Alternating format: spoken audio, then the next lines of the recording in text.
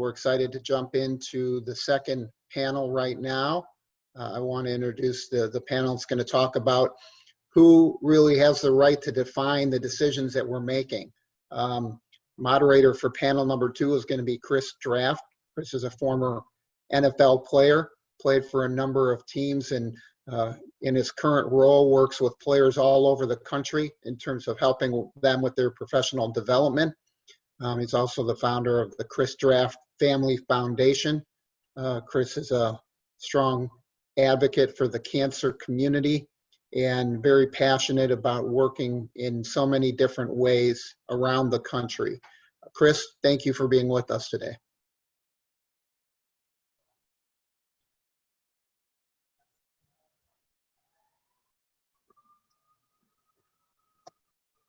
Thank you. Roy, you had me muted. Okay, we got it settled. Awesome. So it's my pleasure to be able to moderate. Thank you, Roy, for inviting me to be a part of this. This is a very important conversation that it's not just important now, it's actually been important for a long time. And so Sports Philanthropy Town Hall on Racism Reform. Thank you, Roy, for your commitment of putting it together. But I am excited to have a conversation with a distinguished group of panelists that include Marc Jackson, former wide receiver from the Denver Broncos. There he is. One of the 3 Musketeers. All right. Wait a minute. Oh, 3 amigos, man. You can say what you like. Just get it right. 3 amigos. Three amigos. We called ourselves, just between the 3 of us, we called ourselves the 3 Negroes. There you go. There you go. So then we got my man Marc May, former tight end, Minnesota Vikings. Yes. Hello there. There he is. And then Miss Bridget Niland, Director of Project Play from Western New York. And then Mr. Gemara Williams, for cornerback, New England Patriots. How's it going? So we have this great opportunity to have a conversation, and you guys see what the what the title is: who has the right to define the issue?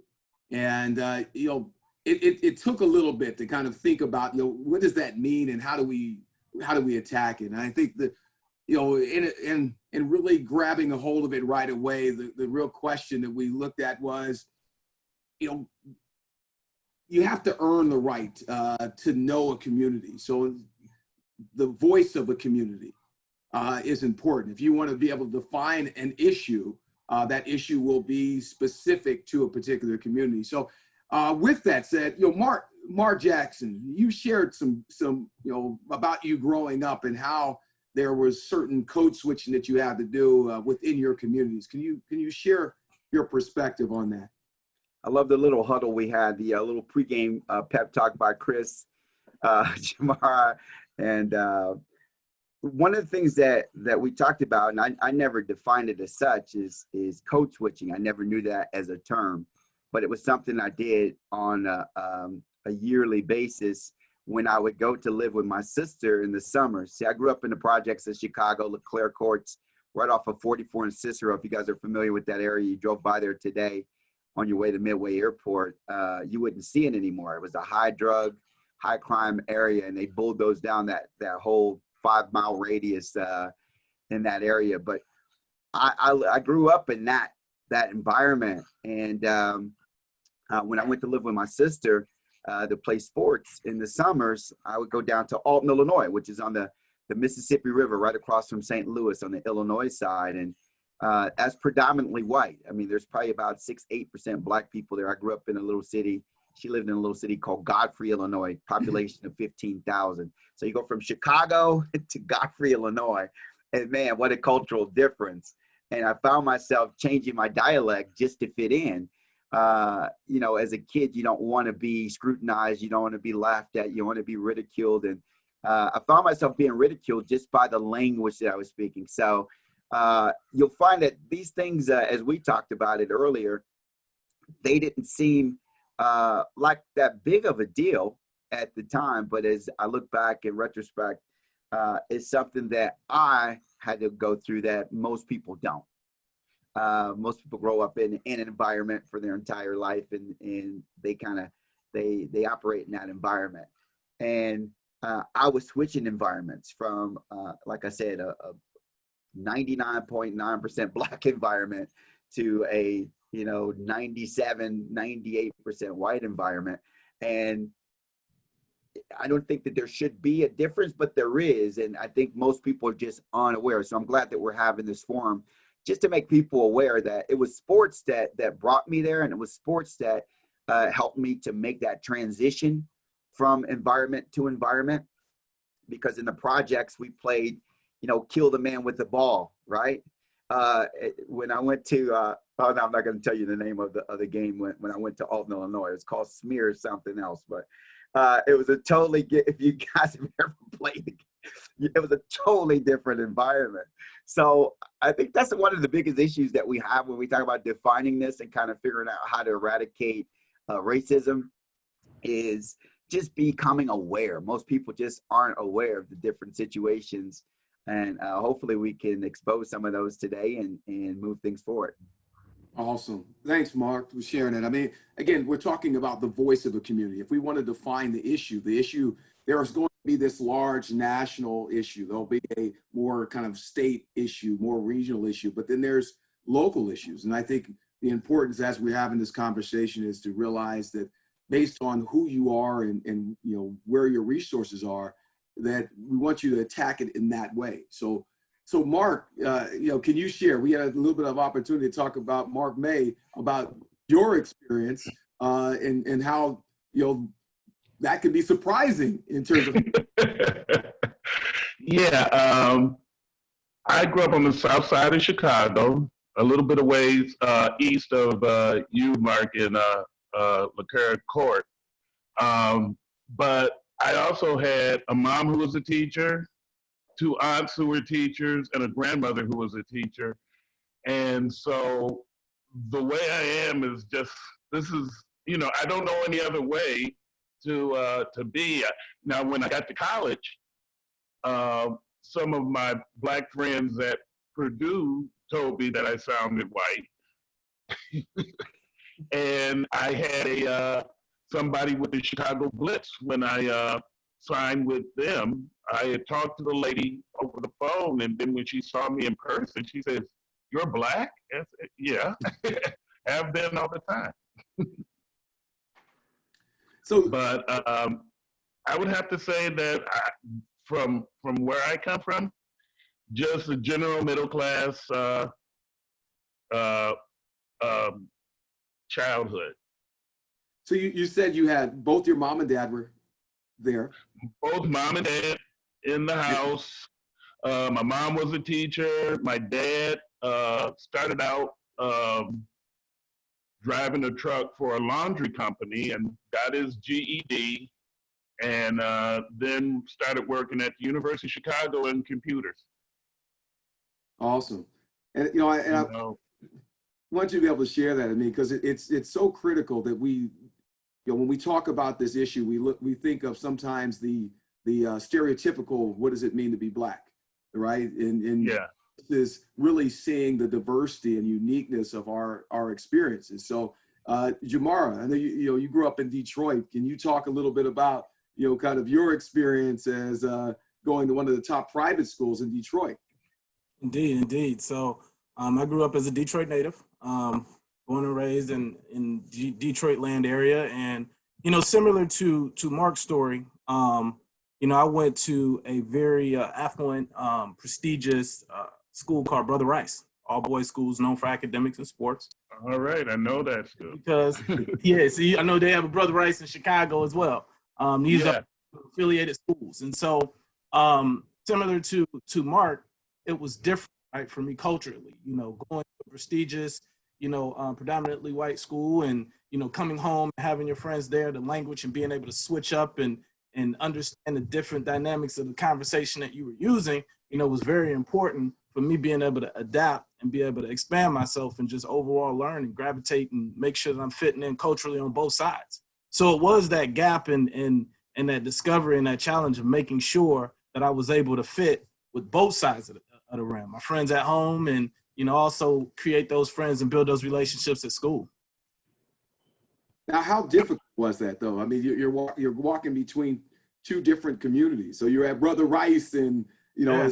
private school, and then you go back home, and how difficult is it to do that? Well, Chris, it was challenging. It was challenging. I think in high school, the difficult part about it was just understanding when to turn it on and when to turn it off. But when I went to the collegiate level, going to University of Buffalo and then having the opportunity to play with New England Patriots, one of the things that I saw was everybody in that locker room was different, right? So you had individuals from different states, in some cases different countries. The music was different. The ethnic backgrounds, foods was different. All of these things were so different. But what was nice about it was everybody accepted one another. And when you stepped on that field, the only thing that mattered was whether or not you had on the white jersey or whatever that home team color. And so you grind it that way, and it helps to build those relationships. And also, so when we look at Bridget, you're in Buffalo. I mean, and I think people can tell that you look a little bit different than the rest of the guys in this panel. So just a little. Spirit's the same, Chris. Just a little bit different. So you work in Her hair is longer. you work in Buffalo, Bridget. So if you can talk a little bit about the work that you do, but really more about from that work, how important it is that how you built relationships in the community. Yeah, I essentially work on a project that's funded by the Ralph C. Wilson Jr. Foundation, and Mr. Wilson owned the Bills. And when he passed away, and when he sold it and then passed away, the profits went into the Ralph C. Wilson Jr. Foundation, and they created a project that we call Project Play Western New York. And our mission is to ensure that all kids have the opportunity to be involved through sports, regardless of zip code. And when we really make that reference of a zip code, we're really trying to get the equity issues that really span America right now. And as we talked about on our prep call, sometimes, a lot of that is just access. We talk a lot about kids being priced out, pushed out, or burnt out of youth sports. But when you look at the number of kids that we lose from youth sports, a big bulk of them are priced out. And then if we follow the demographics and just dynamics of this country right now, we know that that is really kids that are living in an urban area and community of color, as well as kids that might reside in extreme rural poverty.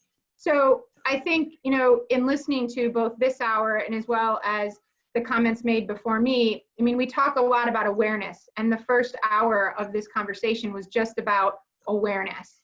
And then after that, if we've accomplished the goal of bringing people's attention and awareness and the tragic events that surrounded George Floyd's murder, was that brought great, tremendous awareness and provides us as another, and hopefully maybe like I heard on the last hour, the movement that moves us into a better space. But whether you're trying to tackle any community problem, what we focus on at Project Play Western New York is, again, raising awareness of the inequities in terms of access to youth sports is point one. Point two is the real true damage that happens when we limit access to youth sports, especially if it's based on socioeconomics.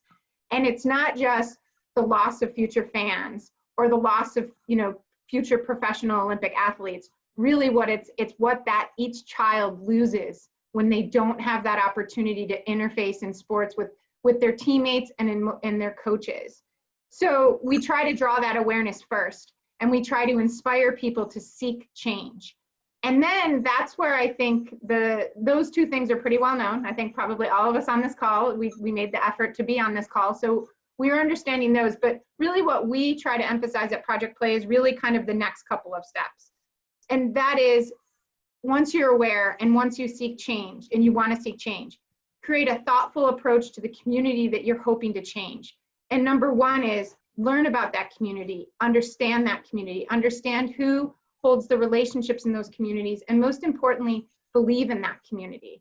Often what we find as funders, and that's essentially what we are at the Wilson Foundation and Project Play, is there's a lot of folks that want to come in from outside of a community into a community.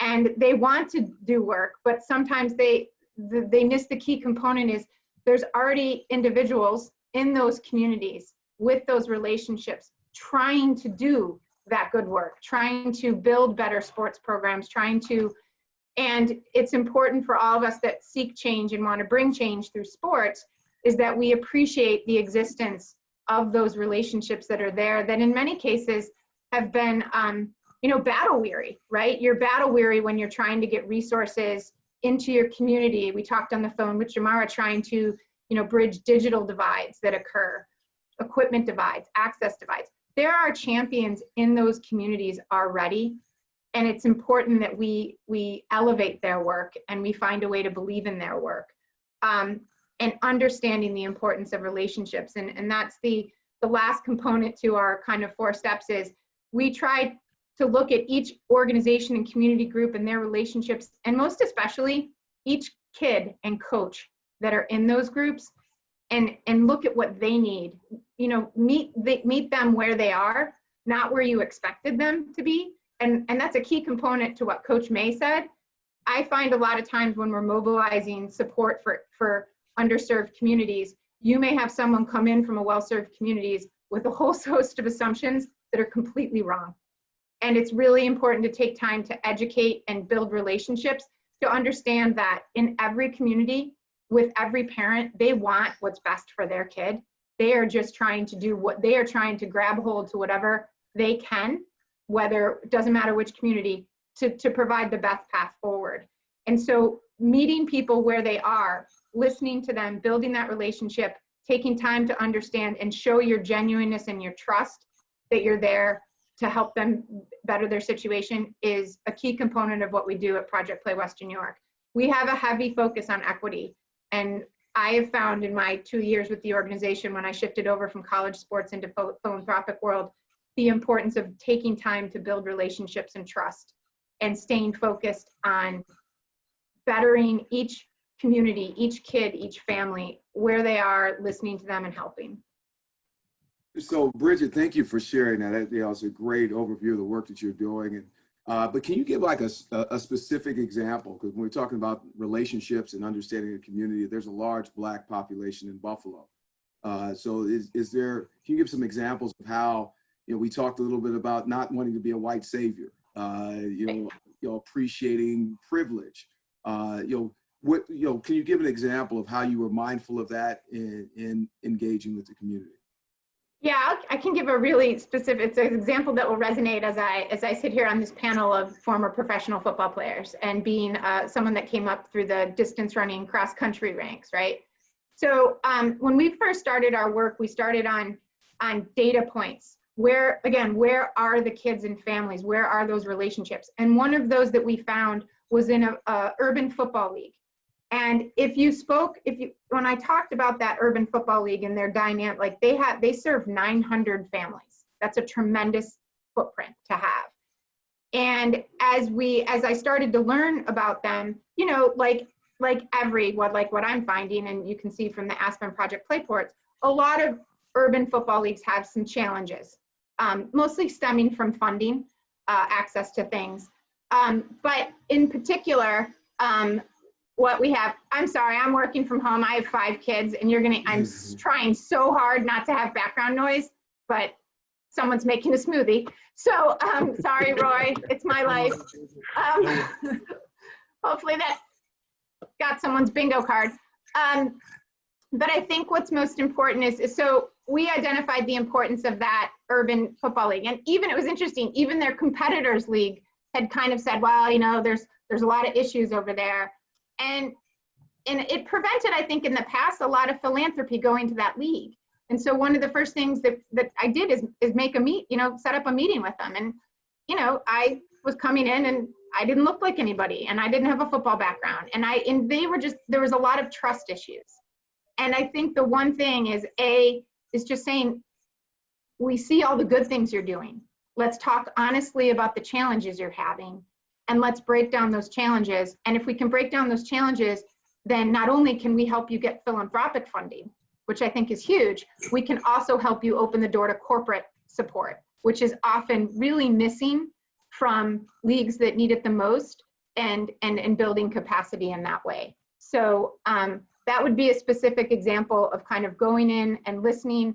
And I think you've heard that word a lot over the past 4 weeks, is just the importance of communities of privilege, to sit, to not talk, and to listen, and to hear, and just to get to know the areas that they're hoping to be an ally for change in. Awesome. Thank you, Bridget. So, Mark Jackson, you talked about the importance of a coach and of a mentor.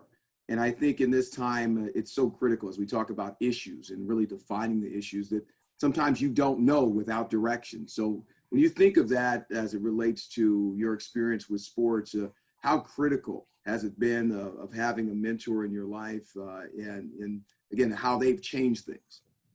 I think it's incredibly critical, Chris. I don't know what the real numbers are. I know there's been studies done that most kids kind of get their first information from a coach or a teacher from their parents, the coach, teacher, minister. Unlike Marc, the other Marc, I'll call him the other Marc. Marc with the C, the French Marc. I grew up in a single parent house. My mom, I'm the youngest by 10 years, so I was a mistake. All my brothers and sisters are 1 year apart. Then comes me. But single mom, she cleaned houses. Pretty much, I raised myself. So I didn't have, my two older sisters were married and gone. By the time I hit grade school, they were married and gone away. My oldest brother, went to Vietnam, so he was kind of gone. And then the brother next to me was in gangs. So it was kind of a normal thing for us to walk around in the projects and hear gunshots, and everybody just kind of ducked for a while. And then we start playing again. It was normal, especially when your brother is one of those guys that's shooting. So as I left that environment, thank God, my sister graduated college and got a nice teaching job down in Alton, Illinois. And I got in front of some other people. And I remember my first mentor was a guy named Roger Lemons. He was the president of the Corey League in Alton, Illinois, and in Godfrey. And his son, Marc, and I are still very close to this day as Roger's passed away. But it was just a community where, they could see how we lived and I saw they lived, and it was, I never really saw race. I just saw my mentor, and I got great information from him about life. Now, for kids that don't have that opportunity, once again, I was blessed. So for kids that don't have that opportunity to have a mentor, they're probably not seeking a mentor, and they would never get that advice. It's tough. It's a little tougher road to hoe. So I understand the value of it, and I can go through from Roger Lemons, and that was the Corey League baseball, right? Football was my life and my love and my passion. From junior high school, Terry Mitchell, who I first saw grass flow from his cleats. He was one of those hands-on coaches. So Chris, he ran a route for us in practice one day because we were messing everything up. Yeah. This was in 7th grade. And I saw him make a cut and grass flew off of his cleats. And I thought, wow, that guy is really going fast. I want to be able to do that someday. That guy spoke into my life because he went to college. He went to Illinois State University. And college wasn't, at that point, college wasn't even a question in my mind. It was something that was mandatory. It was something that I was going to do. I had no idea how it was going to happen. But when you have mentors and when you have people to follow that way, it just makes your road a lot easier. And unfortunately, there's so many people that don't. And it's through sports that we can touch a lot of kids and actually begin to create those mentor relationships. Awesome, man. I mean, again, other Marc with a C was sharing a tremendous story about, that you worked in cancer research, right, Marc? And you were invited to be able to share that experience. So they would have looked at you and said, well, he played football, but then what? He did this other stuff too? Okay, to let you, the whole story, Mrs. Glennon was our academic coach at St. Lawrence. One of the great things that our head coach, Harold Blackman, did was he saved a stipend.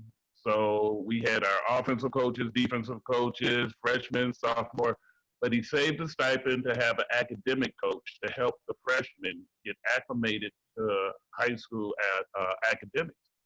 And I told her one time during study hall that I used to work at a biology lab with laboratory mice performing cancer research. And so she said, you got to come and talk to my class. And so she told them, Coach May is going to come in and talk to you guys about biology. And the kids were saying, some of my players said, coach, he's a professional football player. What does he know about science? He said, well, you know, before football, he was a geek. And one of the things that I found out in coaching is that you have to make that connection with the kids on more than an athletic level. You have to let them know that you care about them as a person. And I let all of my players know that I care about them as a person. I want them to succeed as people. And each year at the end of at the team banquet, you know, I always say, I don't know what how successful we were this season. You know, we have a one loss, but I know how successful I was coaching these kids 25 years from now when I see what type of individuals they become. Awesome. Thank you, Marc. I mean, you know, again, we're talking about, you know, the importance of mentorship and then specific mentorship in terms of understanding what's possible. And then what are those tools? So Gemara, you partnered with Chicago Public Schools, and you're hitting a direct issue that is, especially at this time, completely affects you know, the kids' ability of academic success. So can you talk about that work? Sure. So currently I'm a client engagement executive for a global organization, global IT organization called RL Keenan. And we're one of the primary vendors for Chicago Public Schools. And so one of the things that I see within the school system today in any metropolitan land area is just the differences with different schools with tools and resources, right? And so when you go into, you know, one school, you might find the fanciest of the fanciest Mac lab, and then you go into another school and you have old machines, you know, might have duct tape, the computer and docking stations are all over the place, right? And so it definitely creates an unequal playing field as it relates to education. When we were hit with COVID-19, and I'm sure everybody can, you know, understand the impact as it relates to e-learning, for instance, right? One of the goals of Chicago Public Schools wanted to accomplish was ensuring that each student, regardless of the level of income, had a working computer device, along with internet access to be able to, you know, utilize the e-learning modules. And so the organization I work for, we were instrumental in terms of getting a numerous amount of resources out to ensure that each student had that form of technology to be able to, or I should say a device, a working device, as well as the internet connection to be able to utilize the e-learning platform. And what you notice out of that is just the fact that most students don't necessarily have a computer or a laptop at home. So what does that mean? Between the hours of 8 and 3, they have access to all sorts of information, but then after that 3 o'clock period, it goes dry, right? And so, and one of the root words, or I should say that the key component of the word extraordinary is that word extra, right? We talk football is doing those things after practice and before practice that really makes you unique as an athlete, right? And so if you're turning off, you know, that cycle of learning after 3 or having that access of information, you're truly not on that equal playing field. And then it's also curriculum based, right? And so when you think about the curriculum, I know one of the challenges that you have here in Chicago is some students, they may have to, in a 9-block radius, envision a 12-year-old kid that has to cross 3 different gangs to get to school and then 3 different gangs to get back home from school. You think that student is thinking about a project, a test, or any homework assignment, or thinking about survival? I know me as an adult, if that was my scenario, I'm not thinking about, you know, a contract closing deal or any oral presentation that I'm putting together. I'm thinking about survival. So, you know, one of the things that, you know, I became part of here in Chicago as a board of director member of an organization called Ryan Banks Academy. Their curriculum focuses on the social emotional aspects of learning. So as a result of focusing on those social emotional aspects of learning and basing their curriculum around that, you've seen the test scores and the reading level of these students go up. So it's a dynamic blend of both, having the correct tools and access and resources to education, as well as customizing and tailoring fit in the curriculum based on those students' needs that really would create, you know, that bridge and gap of that inequality and that divide. Awesome, man. Awesome. I mean, again, you know, we're talking about certain specific issues and how they transform the academic achievement. And we know that academic achievement is huge when we're talking about where somebody ends up in life. And that where they end up in life is going to affect how much power they have, how much information they have, and how much they have the ability to affect their systems. And I think when we're talking about, kind of this institutional racism, that it's critical that we build up solid citizens that are able to engage their government. So it's not just that somebody's coming in and changing it. It is about making sure that we're building up a community that can actually speak for it too. So, as we move forward, we're talking about, the importance of team. And I just want to get you guys some thoughts. And I think we're going to go into a conversation after this, but thinking about, what are the things that you guys want to see happen, as we move forward. Again, we're talking about issues, but those issues are, who has the right to define them? I would say the people that care about them, the people that are willing to get into a community and really want to understand them. It's not an issue that just you care about. If you care about the community, it's about understanding that community. Bridget's talked a lot about being able to do that with her work. And so, Marc Jackson, as you think about that, what's an issue that you feel like needs to be really addressed and moving forward?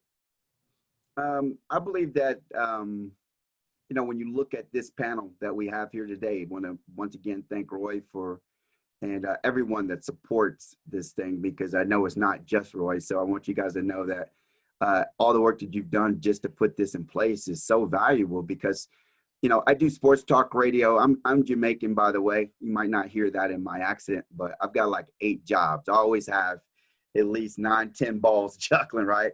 So I do sports talk in the morning from 8 to 10, and due to COVID, maybe that's been a blessing in disguise. So we've been talking about other things, and of course, with everything that's happened recently, there's dialogue around race and things that I believe are evolving or getting better. I mean, you have to look at 400 years of slavery followed by 89 years of segregation, where I couldn't drink at this fountain, or I couldn't go to that bathroom, or and now you get to a place where we're making progress, and everybody wants change today. Like, we're in an instant gratification microwave society. Everybody wants it right now. And I think the most important thing is to keep the dialogue going, keep the conversation going. If we can keep the conversation going in front of mind, I think we will see the change that we like to see more rapidly. But we also have to be realistic and understand that it is a process. And when it comes to that, I guess, Chris, what I like to see is just keeping the conversation going. I'm loving everybody that's showed up here today to participate. I love it, man. It's really recognizing that we're not going to change tomorrow, so it has to be something that we stay committed to. So, Marc, what would you say?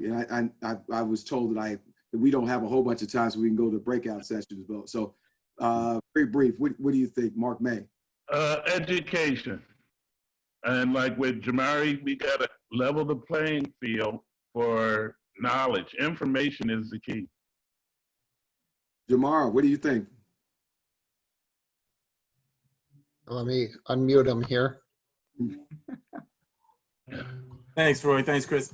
I think Marc and Bridget, both of you guys hit it on the head with awareness and discussion, right? It starts with awareness, starts with discussion, which creates that knowledge and awareness, and then it moves into that engagement piece, and followed by developing that solution or defining what does success look like, right? And so when you have that knowledge, even when we think about the roles that we play in terms of engaging within the community, that's huge. I know, and a lot of the football players can relate in our rookie year, right? When as soon as you come into, that first 8 to 12 weeks, you have those various symposiums that focuses on, money matters, marketing, finances, taxation, 401k, those are education or fundamentals of knowledge that we receive and learning aspects that we get to learn that, maybe not everybody's background came from that, right? And so, when you look at someone who may have came from a household where parents live check to check, understanding and having that dynamics and that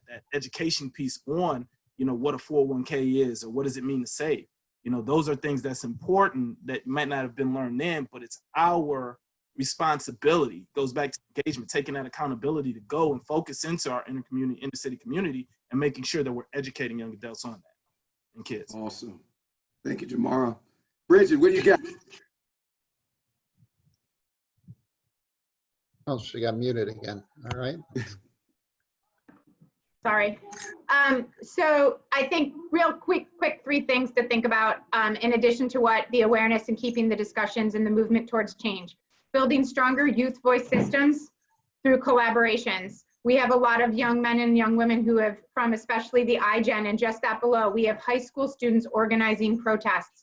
I have so much hope in this generation that is in high school and college right now. How can we help them? How can we, some of us Gen Xers, some of us boomers, some of us millennials on this call, how can we share our platforms with them to help them keep the change going? That's through collaborations. And the last piece is a term I didn't even know of when I left college sports to move into philanthropy is capacity building. How do we build the capacity of existing organizations that have been committed to this work for decades? And how, again, can we share our platforms, our resources throughout the community to elevate everyone?